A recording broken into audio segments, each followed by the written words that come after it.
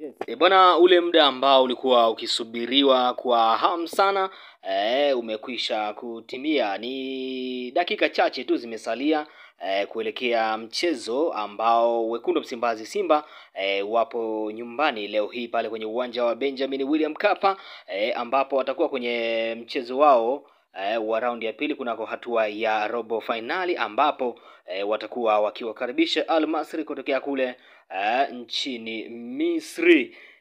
Na vikosi tayari vimekwisha kutoka kwa upande wa wekundu wa Msimbazi Simba, vikosi vyote vya timu zote mbili, kwa upande wa Al Masry lakini pia vile vile kwa upande wa wekundu wa Msimbazi Simba. Ni mechi ambayo wekundu Msimbazi Simba wanatakiwa hii leo wahakikishe kwamba wanafunga kuanzia bao 3-0 ili waweze kutinga kunako hatua inayofuata, kwa maana ya hatua ya nusu fainali ambapo wanatazamia leo hii basi kuweza kupambana na kuhakikisha kwamba wanatinga kunako hatua hiyo. Na nipo na kikosi hapa cha wekundu wa Msimbazi Simba ambacho kimeweza kuanza siku hii ya leo.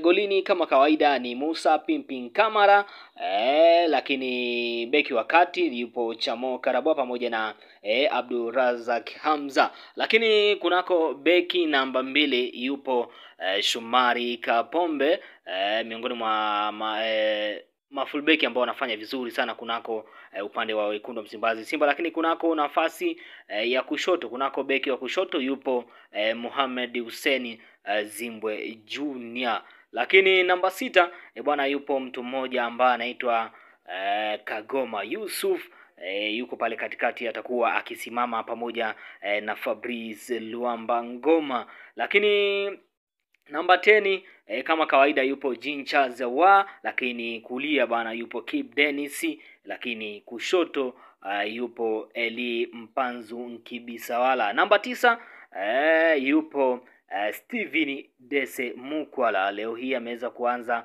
kunako mchezo huu mara baada ya watu kuweza kuzungumza kutokana na kiwango cha Lionel Ateba kuweza kupungua kwa siku za hivi karibuni. Tunakumbuka kwenye mchezo wa kwanza Lionel Ateba alianza, lakini pia ni mchezaji ambaye alionekana hana impact yoyote kunako upande wa kikosi cha wekundu wa Msimbazi Simba. Twende tukashuhudie nini ambacho wekundu wa Msimbazi Simba wataweza kukileta siku hii ya leo. Ni kitu gani hasa ambacho wataweza kukifanya siku hii ya leo na kuweza kuihakikishia basi klabu hiyo kuweza kutinga kunako hatua ya nusu fainali. Lakini wekundu Msimbazi pia angalizo ni kwamba kwenye mechi hii bana wanatakiwa kushinda mabao 3 na zaidi. Mbali na hapo basi wataishia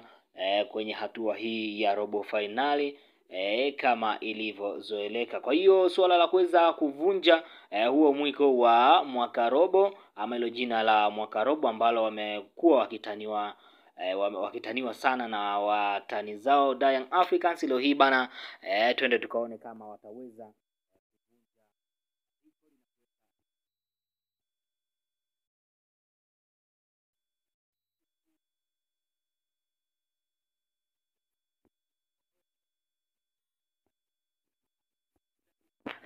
ni kusitu bado na nafasi ya kuweza kusubscribe. Upande wa kulia hapo kuna maandishi yaliyoandikwa subscribe, moja kwa moja ukisha yabonyeza tu unakuwa tayari umekwisha kujiunga na familia hii ya kimichezo. Na kama kawaida taarifa zote za kimichezo ambazo zitakuwa zinajiri basi unakuwa unazipata kwa uzuri zaidi. Langu jina ni Innocent Mlacha na hii ni Mlacha Media.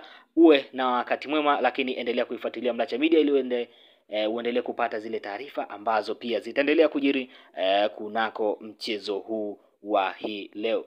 Bye bye, uwe na wakati mwema.